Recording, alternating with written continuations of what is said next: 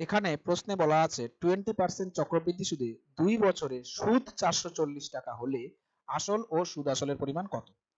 তো প্রশ্নে 20% বলা রয়েছে, আমি বলবো 20% সমান সমান 1/5, অর্থাৎ 5 টাকায় 1 বছরে 1 টাকা সুদ পাওয়া যায়।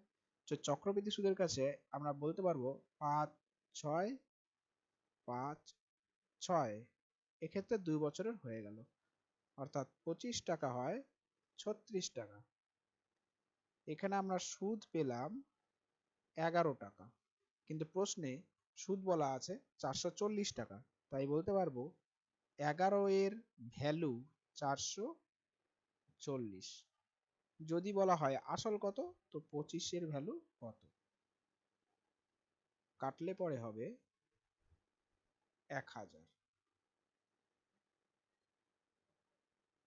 যদি বলে সুদ আসল কত, তো একইভাবে আমি বলবো 11 এর ভ্যালু 440, 36 এর ভ্যালু কত?